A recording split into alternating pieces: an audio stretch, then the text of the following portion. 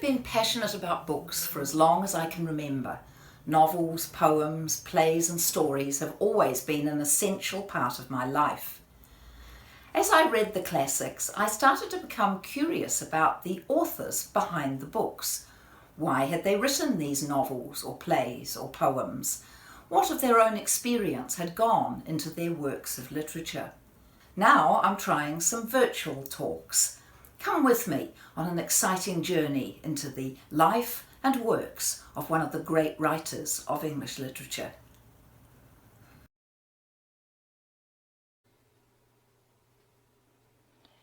Very few novelists in Victorian England dared to write about the sexual relationships between men and women, or to discuss the consequences of those relationships.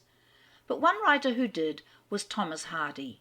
He was brave. He dared to challenge some of the morality of the Victorian world, and he does this particularly well in his great novel Tess of the d'Urbervilles. Thomas Hardy was a poet as well as a novelist. I'd like to read you one of his very few comic poems, which really shows his interest in the position of women in Victorian society. At this time, women were put into two camps. Either you were a fallen woman and beyond redemption, or you were a perfectly respectable, well-behaved woman. And this poem is a dialogue between two such women, and it's called The Ruined Maid. "Oh, Amelia, my dear, this does everything crown. Who could have supposed I should meet you in town?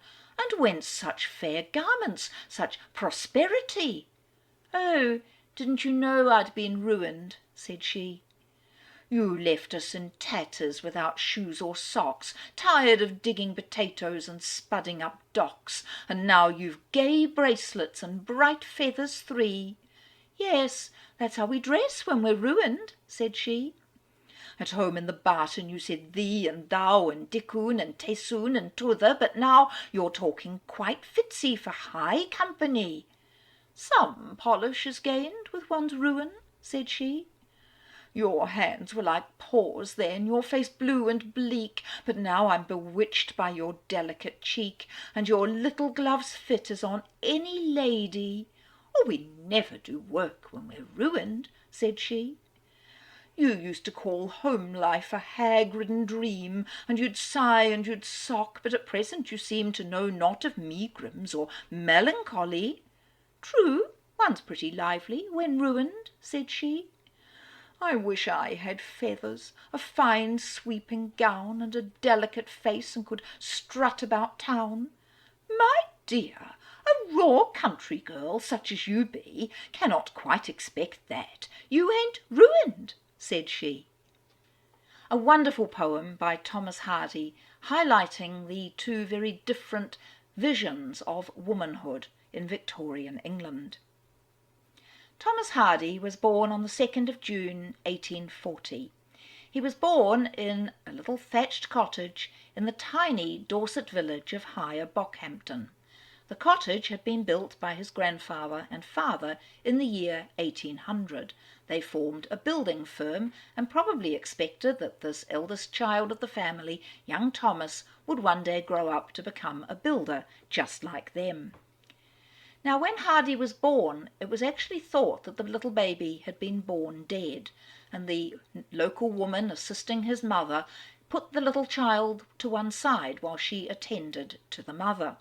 Suddenly, that little baby let out a weak cry.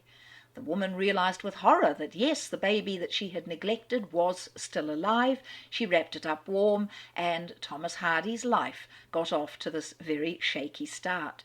He was a fragile boy, very prone to illness, but his mother Jemima nursed him very devotedly. Hardy grew up in that charming little English cottage at Higher Bockhampton. His mother, Jemima, was a woman he adored, and she had lasting influence on her son's life. She was lively and intelligent and a big reader and very ambitious for her oldest son. The father of the family, another Thomas Hardy, was also an influence on his boy. He was a very musical man, and he used to play his fiddle at local weddings and village celebrations. He taught his young son Thomas how to play the fiddle as well. Thomas would go with his father to the various local festivities and play the music that was required, earn a few pennies for doing so, and this would give him a deep love of music, which comes through particularly in his novel Under the Greenwood Tree.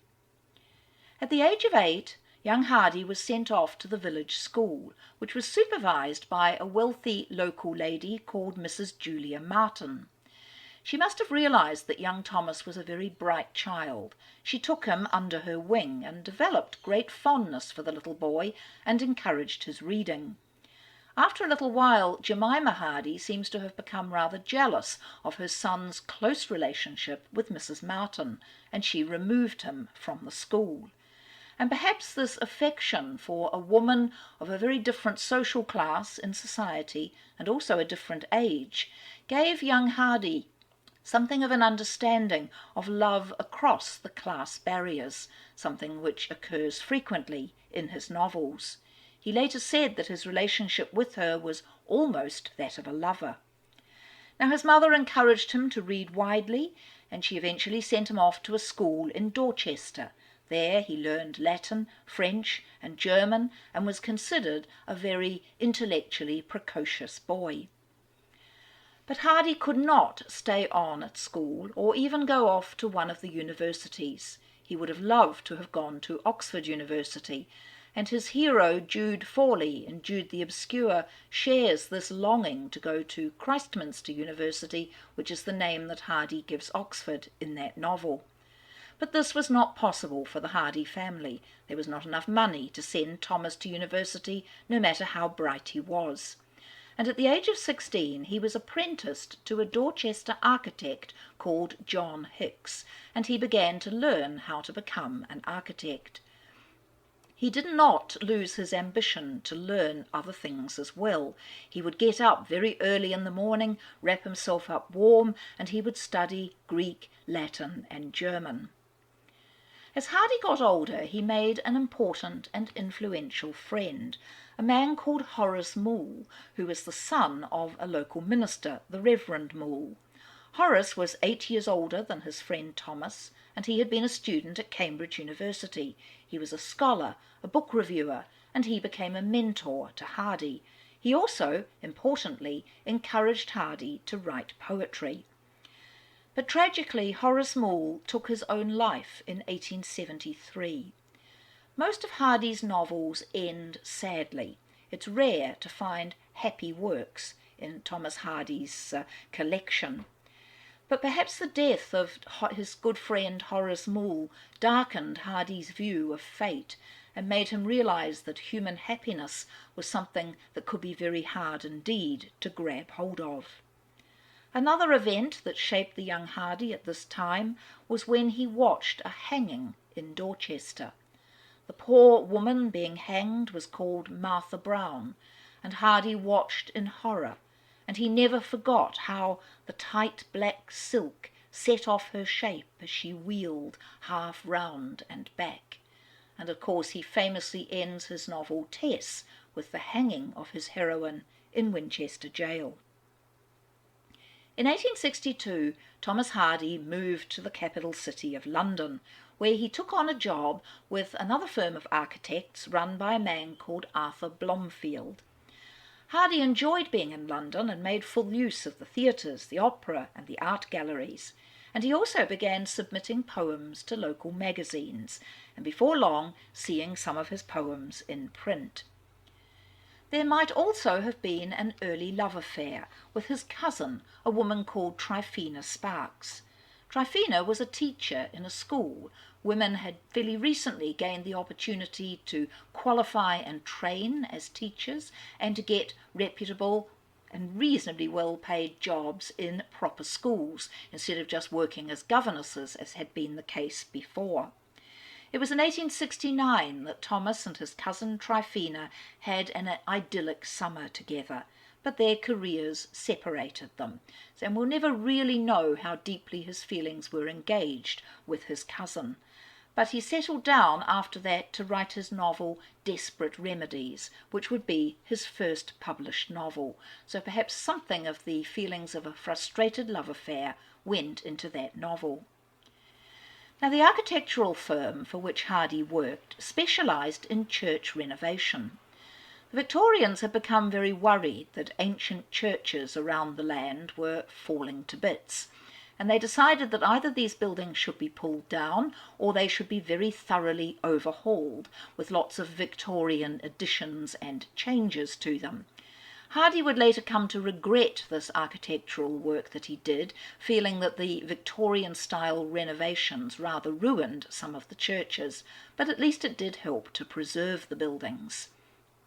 Now, Hardy was sent all over the country on this work, and on one occasion he was sent off to a tiny little village in Cornwall called St. Juliot's. He was to renovate the church and discuss his renovation plans with the local minister. So he went off to the vicarage and he knocked on the door. The door was opened by a young woman called Emma Lavinia Gifford. She had her own literary ambitions and she was very keen to find a husband. She was the minister's sister-in-law. Now, she noticed that the young man on the other side of the door had a collection of papers sticking out of his pocket, and it looked as if there were poems written on these pages. So she was immediately interested in young Thomas Hardy. The two of them began a really magical season of courtship. Emma, for a young lady of that era, seems to have been given great freedom by her relations, and she was able to wander through the beautiful Valency Valley with young Thomas Hardy, and the two of them fell in love. Her relatives did not feel that Hardy was well enough off to marry Emma, but the two, as I say, fell in love and decided they would marry. The wedding took place in 1874. None of Emma's family came to the ceremony, and Hardy's family did not attend either. His mother did not like her daughter-in-law Emma, and Hardy took great pains to keep his wife and his mother apart for most of his married life. Hardy did a lovely little sketch of Emma as they enjoyed a picnic in the Valency Valley. She's reaching down into the stream to pick up a glass that she has been rinsing in the water. Hardy, of course, would also begin to write love poems to Emma. The courtship was magical, but the marriage, sadly, was not. Emma was religious, and her husband was an atheist. She was quite bohemian in style. She was ambitious to share in his literary success, and a bit jealous when he attained it, because she wanted literary success of her own. The Hardys had no children, although they would have loved to have done so. And I think had Emma been busy with her family, it would have made her happier, because Hardy was not an easy man to live with. When he was busy writing, he became very silent and withdrawn, very difficult to live with. Emma, as the years went on, began to keep a diary called What I Think of My Husband, and what she wrote in it was not complimentary. But Hardy's literary career was beginning to take off. In 1871, his first novel, Desperate Remedies, was published. It's not a terribly good novel. Hardy was yet to really find his style as a novelist. But the following year he published Under the Greenwood Tree, an enchanting novel which reflects Hardy's deep love of music. It's about the village choir who are very scared that they are going to be made redundant, and it's got the rather temperamental and flighty heroine Fancy Day. But Under the Greenwood Tree is a rare book in Thomas Hardy's works because it ends happily. His next novel was a huge success, and this was the 1874 book Far from the Madding Crowd. A wonderful, rich novel which really captures the beauty of the landscape in Wessex, as Thomas Hardy's fictional area was called, very much the Dorset that he knew and loved, and of course a novel about the wonderful, feisty heroine Bathsheba Everdene and the three men that she has romantic entanglements with: the farmer Gabriel Oak, Sergeant Troy, very dashing but unreliable, and then of course the local rather gloomy squire, Mr. Boldwood. It's a brilliant novel. It does end with the right people coming together, but there is a lot of tragedy on the way. Now, the Hardys settled in the village of Sturminster Newton when they were first married, and this would be a happy time, or our happiest time, as Hardy said of it. But in 1878 they moved to London, and it was from this time that a rift really began to appear in their marriage. He would go off to the theatre, she was told to stay at home. He began to be invited to literary soirees. Emma was not encouraged to go. He met society women such as Florence Henniker, who greatly encouraged him in his writing career, but Emma was always left behind. She had to eventually concede victory to the society ladies who were trying to take over her husband's life. Her own literary ambitions were frustrated, she began to denigrate her husband, and the marriage became a more and more silent and unhappy one. While living in London, Thomas Hardy wrote a wonderful poem, Beyond the Last Lamp, which is a poem about memory and also about a couple trapped in a moment of unhappiness. It's a really beautiful poem. Beyond the Last Lamp, near Tooting Common. While rain with eve and partnership descended darkly, drip, drip, drip, beyond the last lone lamp I passed, walking slowly, whispering sadly, two linked loiterers, one downcast. Some heavy thought constrained each face and blinded them to time and place. The pair seemed lovers, yet absorbed in mental scenes no longer orbed by love's young rays. Each countenance, as it sadly caught the lamplight's yellow glance, held in suspense a misery at things which had been or might be.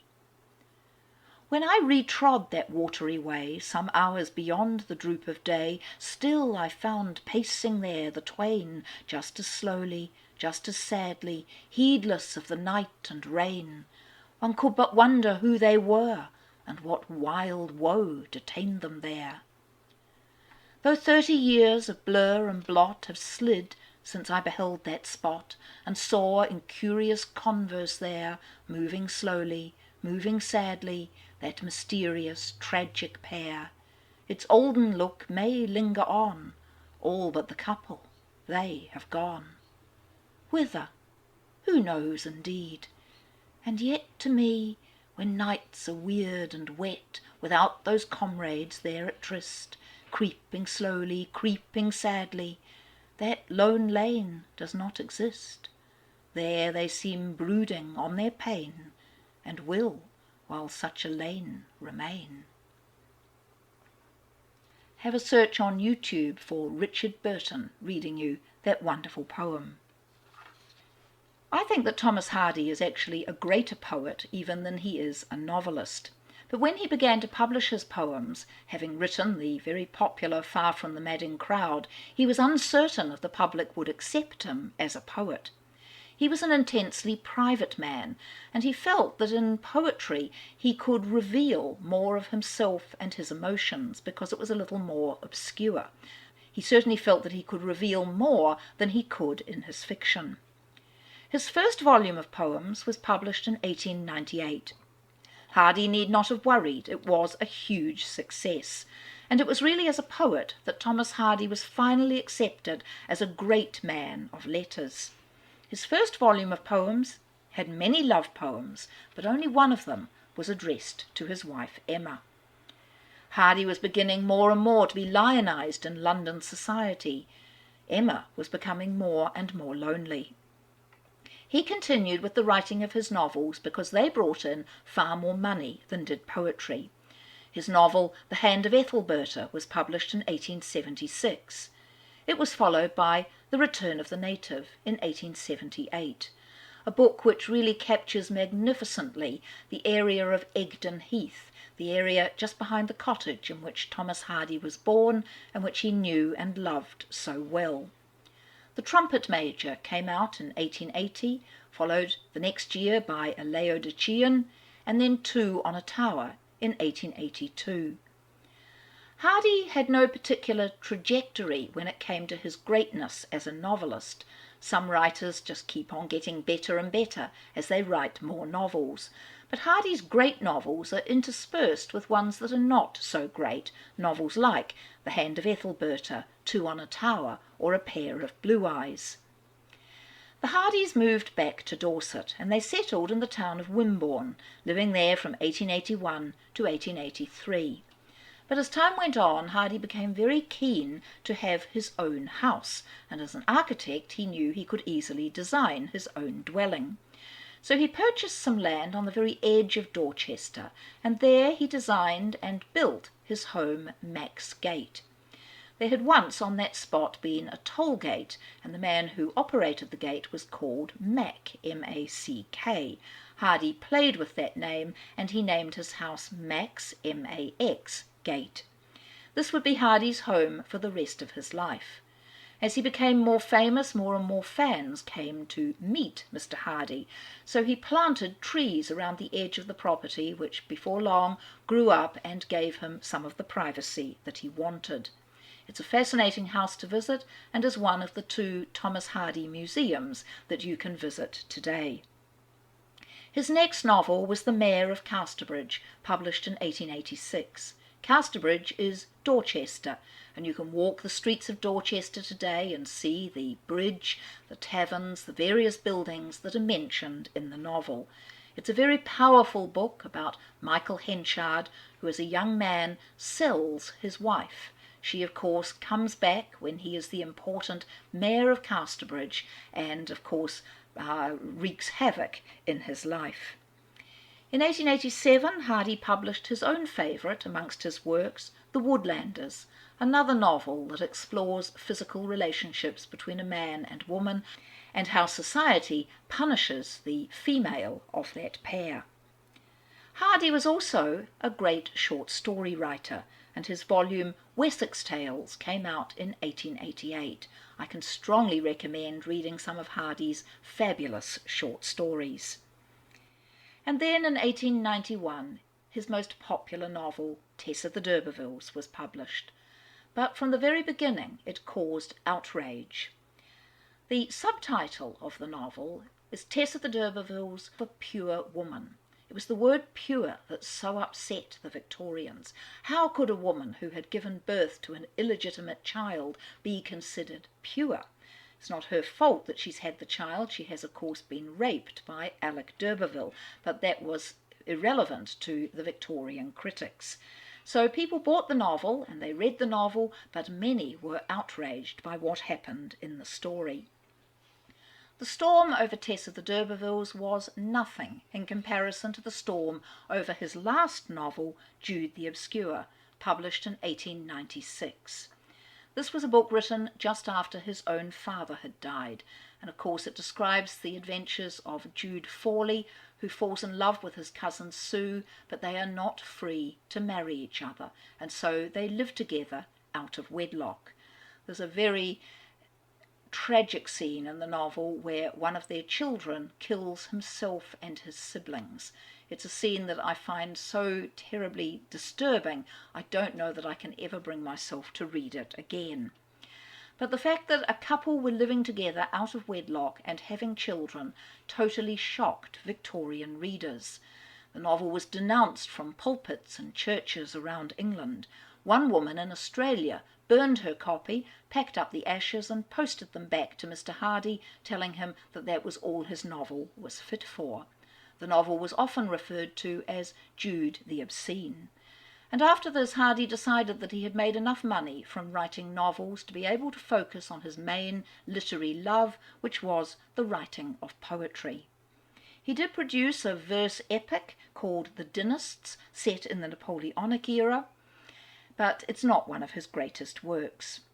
He was hugely versatile as a poet, writing in many, many different forms and producing hundreds of poems during his lifetime. His beloved mother died in 1904. Now, Hardy continued to write poems throughout all of these last years of Emma's life, and he failed to notice that Emma was actually very unwell. She had moved up to the attic, and the couple were living in almost mutual silence in these last years. But Emma died in 1912, and after her death, Hardy read that diary, What I Think of My Husband, and he was horrified by what he read in it. It made him feel terribly guilty at the way that he had treated Emma. And from this time and for the rest of his life, Hardy would pour out love poems to his dead wife. I always feel sad that Emma never really got to enjoy all of these wonderfully moving love poems while she was alive.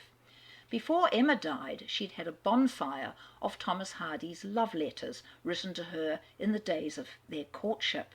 Hardy was devastated by this loss. He said his love letters were like the love letters of Robert Browning written to Elizabeth Barrett. But Emma clearly had felt very betrayed by this husband, and so she destroyed all of the letters. Hardy loved cycling around the local countryside. He was very fond of biking everywhere, but the locals were not terribly fond of him. He didn't spend money in the local shops, and they called him Miser Hardy, and they felt he was something of a snob, isolating himself behind the tall trees at Max Gate. Now, before Emma died, Hardy had employed a young secretary. Her name was Florence Dugdale. Probably he had an affair with her before Emma's death. He married Florence Dugdale in the year 1914, only 2 years after Emma had died. Florence was 39 years younger than her husband. She had literary ambitions, and I think hoped that she would be able to share in his literary fame and enjoy being feted by important people. But Hardy was very busy throughout all the years of his marriage with Florence, writing love poems to Mrs. Hardy number 1. He failed to write love poems to Mrs. Hardy number 2. It's hard to know how happy Hardy and his second wife Florence were together, but I suspect that, like Emma, Florence found him a rather difficult man to live with. The Hardys did love their little dog, Wessex. Wessex was a terrier, and he became quite a famous dog in literary history. He was totally spoiled by the Hardys. When they had visitors for lunch, Wessex was allowed to climb up onto the table and eat food from the plates of the luncheon guests. He also famously sank his teeth into more literary legs than most other dogs have ever managed. Many other writers came to Max Gate, and they were all terrified of Wessex, except for T.E. Lawrence, or Lawrence of Arabia, who lived nearby.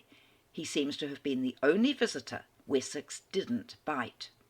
Wessex, when his biting career finally ended, was buried in the pet cemetery at Max Gate, and his gravestone there records him as faithful and unflinching. There were many famous visitors at Max Gate: Virginia Woolf, Augustus John, Ramsay MacDonald, and the Prince of Wales, the future King Edward VIII, came for lunch one day, which must have been a high point in Florence's social calendar. He hadn't read Hardy's novels, commented that really he must get around to reading them one day, his mother had recommended them. Hardy from this time was showered with honours. He was given honorary degrees, and in 1910 the Order of Merit. Statues were made of him. There's one in Dorchester today, and his portrait was painted by Augustus John. Hardy looked at the portrait and said, "Well, I don't know if that is how I look, but it is certainly how I feel." Hardy's health slowly began to fail, but he continued writing poems to the very end. In his last years he grew very worried about possible biographies after his death. Hardy had always been very careful to hide or obscure his lower class origins, and he didn't want all of this coming out in any biography. So he took a rather unusual step. He wrote a book about his own life as if it had been written by his wife Florence. He instructed her that when he died she must finish it off with a scene about his death and then get it published under her name. He felt that writing an autobiography would be seen as a little vain, so he took this disguise as having it produced under the name of his wife. Florence did get her revenge, because after her husband died, she went through the manuscript, removing every nice comment about Mrs. Hardy number 1 and putting in lots of lovely comments about Mrs. Hardy number 2 herself. Thomas Hardy died on the 17th of January 1928 at the age of 87. Now, Hardy had wished to be buried in the little Dorset churchyard of Stinsford, but the nation felt that such an important writer ought to go to Westminster Abbey. So in the end a rather gruesome compromise was reached. Hardy's heart was cut out and it was buried in Stinsford near the graves of his parents and Emma. The rest of his body was cremated and his ashes were taken for burial in Westminster Abbey, and there was a very grand service at the Abbey, and the pallbearers were people like John Galsworthy, Sir J.M. Barrie and other important literary men. I think the gulf between Thomas Hardy's lower class origins and the great status that he had gained at the end of his life with fame all over the world is really symbolised by the fact that Thomas Hardy's body rests in two different places. Let's have a look now at his wonderful book, Tess of the d'Urbervilles, a novel that really has almost everything.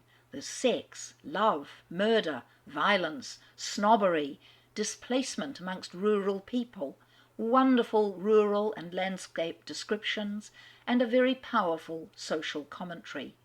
We get a lovely sympathetic heroine in Tess, a fabulous villain that we love to hate in Alec d'Urberville, fabulously eccentric characters in the countryside, and a handsome hero with an extraordinary name, Angel Clare.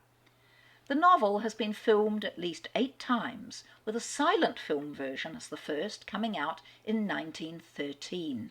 I'd love to see that silent version and see how they managed to get across the plot of Tess of the d'Urbervilles with no words being spoken. Now, when the novel first appeared, it was in serial publication, and this gave Thomas Hardy a lot of problems. He was told that there were many things in his book he would need to change. And I'd like to read you from one scene that needed enormous changes before it could be published. Tess and the other dairymaids are all making their way to church, dressed in their Sunday best, and they're walking along a lane a little bit after heavy rain. Now, all 4 of the girls are very keen on Angel Clare, and they think maybe they might meet him at church, and they're all dressed up in their very best. But as they come round the bend of the lane, they suddenly find that the lane is full of a huge puddle, and there are high banks on either side, and they cannot get past. They're all standing there wondering what to do, because they don't want to ruin their pretty clothes, when suddenly, round the corner, comes the man that they all care for, Angel Clare.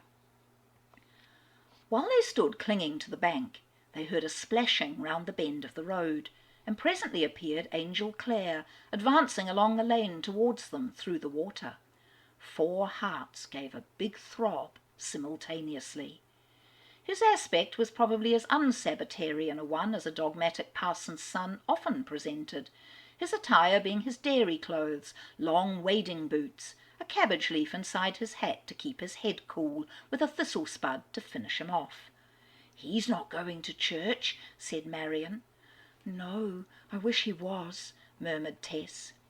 Angel, in fact, rightly or wrongly, to adopt the safe phrase of evasive controversialists, preferred sermons and stones to sermons in churches and chapels on fine summer days. This morning, moreover, he had gone out to see if the damage to the hay by the flood was considerable or not. On his walk he observed the girls from a long distance, though they had been so occupied with their difficulties of passage as not to notice him. He knew that the water had risen at that spot, and that it would quite check their progress, so he had hastened on with a dim idea of how he could help them, one of them in particular. The rosy-cheeked, bright-eyed quartet looked so charming in their light summer attire, clinging to the roadside bank like pigeons on a roof slope, that he stopped a moment to regard them before coming close. Their gauzy skirts had brushed up from the grass innumerable flies and butterflies, which, unable to escape, remained caged in the transparent tissue, as in an aviary. Angel's eye at last fell upon Tess, the hindmost of the 4. She, being full of suppressed laughter at their dilemma, could not help meeting his glance radiantly. He He came beneath them in the water, which did not rise over his long boots, and stood looking at the entrapped flies and butterflies. "Are you trying to get to church?" he said to Marion, who was in front, including the next two in his remark, but avoiding Tess. "Yes, sir, and 'tis getting late, and my colour do come up so." "I'll carry you through the pool, every gill of you." The whole four flushed as if one heart beat through them. "Oh, I think you can't, sir," said Marion. "It is the only way for you to get past. Stand still." "Nonsense, you are not too heavy. I'd carry you all four together. Now, Marion, attend," he continued, "and put your arms round my shoulders, so. Now, hold on. That's well done." The scene continues with Angel carrying each of the four girls and saving Tess, the one he cares about, until last. It's not always easy. Marion is very heavy. Another of the girls, Retty, is so excited by this physical proximity to the man she loves that she's a bundle of hysterics. But finally, Angel Clare comes back to get Tess, and the scene continues. He got through with the disquieted creature, deposited her, and returned. Tess could see over the hedge the distant three in a group, standing as he had placed them on the next rising ground. It was now her turn. She was embarrassed to discover that excitement at the proximity of Mr. Clare's breath and eyes, which she had condemned in her companions, was intensified in herself. And as if fearful of betraying her secret, she paltered with him at the last moment. I may be able to climb along the bank, perhaps. I can climb better than they. You must be so tired, Mr. Clare." "No, no, Tess," said he quickly, and almost before she was aware, she was seated in his arms and resting against his shoulder. "3 Leahs to get 1 Rachel," he whispered. "Oh, they are better women than I," she replied, magnanimously sticking to her resolve. "Not to me," said Angel. He saw her grow warm at this, and they went some steps in silence. "I hope I am not too heavy," she said timidly. "Oh, no, you should lift Marion, such a lump. You are like an undulating billow warmed by the sun, and all this fluff of muslin about you is the froth." "Oh, it is very pretty, if I seem like that to you." "Do you know that I have undergone 3/4 of this labour entirely for the sake of the 4th quarter?" "No." "I did not expect such an event today." "Oh, nor I. The water came up so sudden." That the rise in the water was what she understood him to refer to, the state of breathing belied. Clare stood still and inclined his face towards hers. "Oh, Tessie," he exclaimed. The girl's cheeks burned to the breeze, and she could not look into his eyes for her emotion. It reminded Angel that he was somewhat unfairly taking advantage of an accidental position, and he went no further with it. No definite words of love had crossed their lips as yet, and suspension at this point was desirable now. However, he walked slowly to make the remainder of the distance as long as possible. But at last they came to the bend, and the rest of their progress was in full view of the other 3. The dry land was reached, and he set her down. Now that scene was disapproved of by Victorian readers because it clearly showed the physical response of the 4 young women to being held in the arms of a single man, and this was deemed very improper indeed. In order to get it published in the serial publication, Thomas Hardy had to rewrite that scene, and in the rewritten version, Angel Clare sees the young ladies, goes off to a local farm, borrows a wheelbarrow, and brings it back and takes all 4 girls through the puddle in a wheelbarrow. The whole scene loses its point and its magic with those changes. The serial was published early in 1891, and when Hardy published the book as a 3-volume novel later that year, he changed the scene back to what it had been originally, and that's how we read it today. It was considered very improper to have such a scene in a novel, but there were other things that upset readers as well. As I mentioned, the subtitle of The Pure Woman, the fact that Tess gives birth to an illegitimate child. Now Hardy was an atheist, and he attacked the religion of his day. He condemned a church that would refuse to baptize an illegitimate child. He condemned a society that gave Tess all the shame and ignominy to bear, while Alec d'Urberville, who has raped or seduced her, gets away scot-free. Hardy shows enormous sympathy for his heroine, and he questions a religion and a society which condemn a woman like Tess and an innocent baby.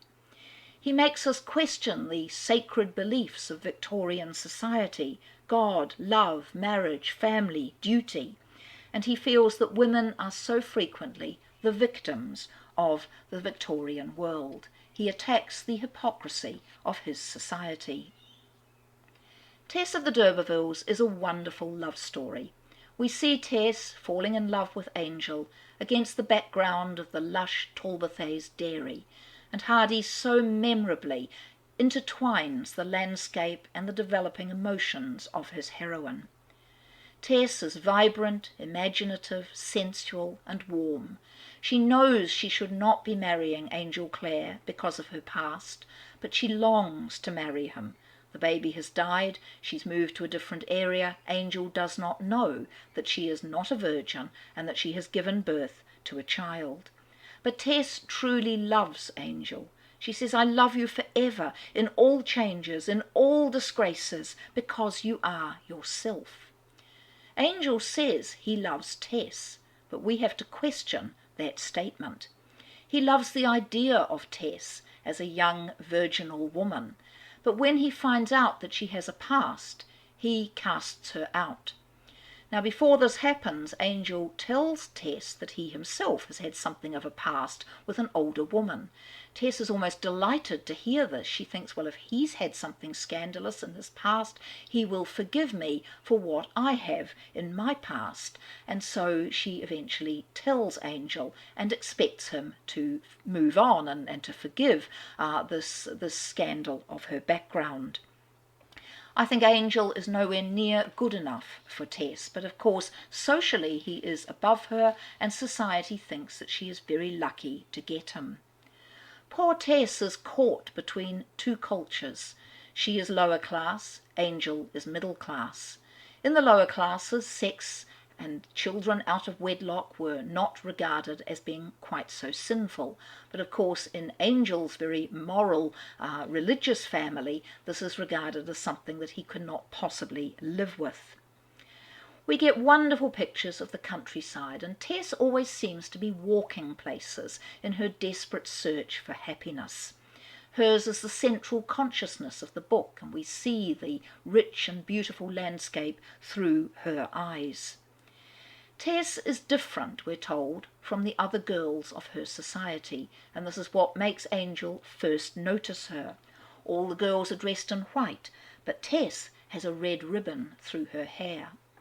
And the red is used as something of a symbol throughout the book to portend the death that will come at the end of it, and of course the death of Alec d'Urberville and that red blood that drips through the floor to the ceiling of the room beneath. Tess feels enormous guilt throughout the novel, and Hardy makes the point that she is not the one that is guilty, it is the society that is guilty for condemning her. Tess drives the horse to market, and because she is exhausted, she falls asleep. The horse meets an accident and dies. This is a terrible blow for her family, who need the horse to survive economically. And so Tess is sent off to the family of the d'Urbervilles, and that's where she encounters Alec, and he of course either seduces or rapes her. Hardy doesn't describe the actual scene.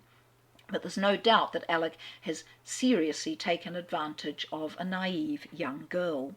So there's terrible remorse over the death of the horse.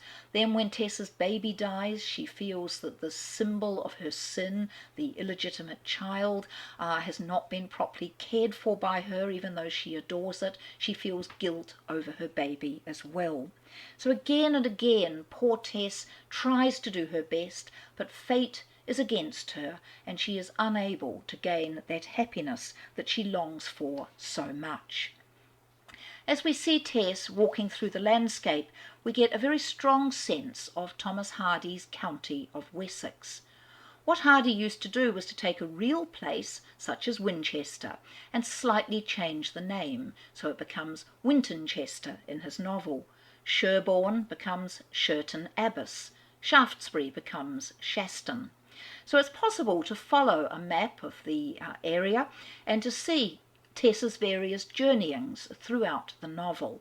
Her birthplace at Marlet, which is actually Marnhull, the various places that she visits, such as Chaseborough, which is where she is seduced in the woods by Alec d'Urberville. That's actually Cranbourne on a map. Her visit to the Vale of the Great Dairies, which you can still visit today. And then, of course, after she is rejected by Angel, her visit to Casterbridge, which is Dorchester. Tess eventually ends up at a dreadful place called Flintcombe Ash, where very little grows and it's windswept and bleak, and there she has to gather together the turnips or the swedes that are being harvested. It's a very bleak place, and the landscape vividly reflects Tess's social position and her unhappiness. And then memorably the novel ends at Winchester, where poor Tess is hanged for her crimes. But before she goes to Winchester, when finally she is reunited with Angel, she does pass through Stonehenge. And Stonehenge, it is thought, was once a place of sacrifice, and so it is a very fitting spot for Hardy to set one of the last scenes of his novel. Tess, exhausted, lies down on one of the stones at Stonehenge, and Hardy is really picturing Tess as a sacrifice to the lusts of men and their abuses of women in Victorian society, and also, of course, a sacrifice to Victorian hypocrisy. So he uses real places very powerfully indeed in his novel. Tess is finally reunited with Angel, but we always feel that Angel is never going to be good enough to deserve a wonderful heroine like Tess. Angel, even though he spouts liberal ideas, is actually very narrow-minded, very bound by Victorian morality. He himself has had a sexual past, but he's not condemned for that. However, he condemns Tess when she tells him of her sexual past. He says, "The woman I have been loving is not you," but we have to question whether he really loves the true Tess in the first place. Early reviews felt that Angel Clare was not a convincing character.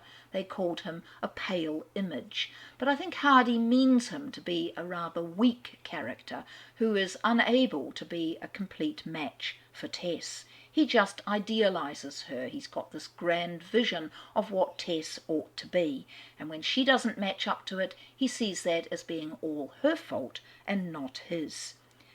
Angel is too much a man of thought, of the mind, of ideas. Alec d'Urberville is too much a man of the flesh. What poor Tess needs is somebody in between. Alec d'Urberville is not a one-sided villain. Hardy gives him depth and does show this character changing throughout the novel.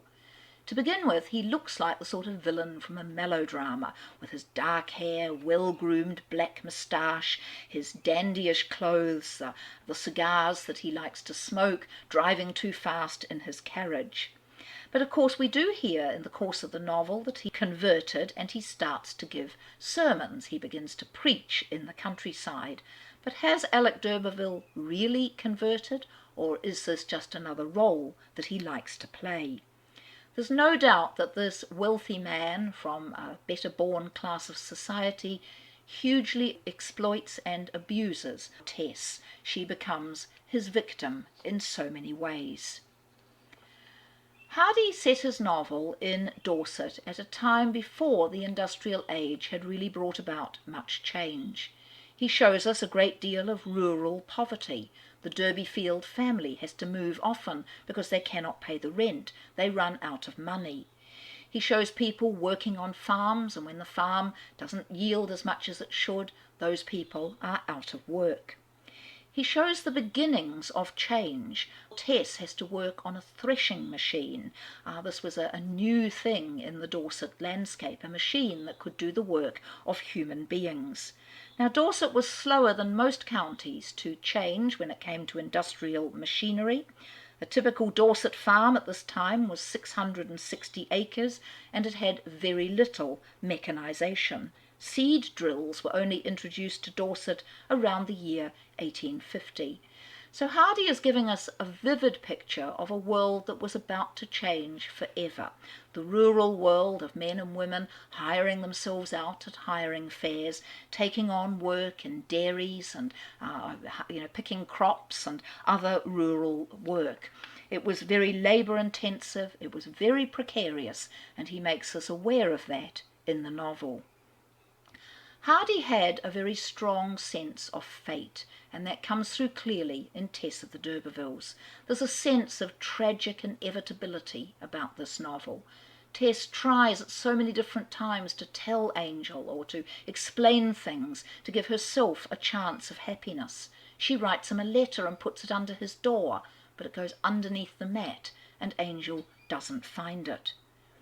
This sense of tragedy is reinforced by Hardy by the many images of death that he scatters throughout the novel. The farmer Crick holds his knife and fork erect on the table like the beginnings of a gallows. There are all sorts of images of death. I mentioned earlier the colour red. Tess's companions are like a row of avenging ghosts. And there again and again this sense in the book of growing and impending doom. Finally, Angel does come for Tess. He does want to be happy with her, but by this time it is too late. She has murdered Alec d'Urberville, and the law is after her. This rich novel ends at Stonehenge.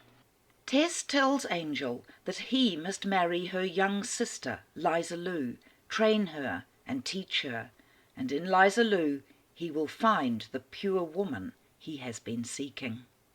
Tess, so vibrant with life, so beautiful, such a sympathetic, warm character, has been shadowed all the way through this novel by death. And Hardy ends this rich book with a very powerful description of Angel Clare and young Liza Lou looking out from a hillside at Winchester Jail, where Tess is ending her life. Upon the cornice of the tower a tall staff was fixed. Their eyes were riveted on it. A few minutes after the hour had struck, something moved slowly up the staff and extended itself upon the breeze. It was a black flag. Justice was done, and the President of the Immortals, in Aeschylean phrase, had ended his sport with Tess. And the d'Urberville knights and dames slept on in their tombs, unknowing. The two speechless gazers bent themselves down to the earth as if in prayer, and remained thus a long time absolutely motionless. The flag continued to wave silently. As soon as they had strength, they arose, joined hands again, and went on.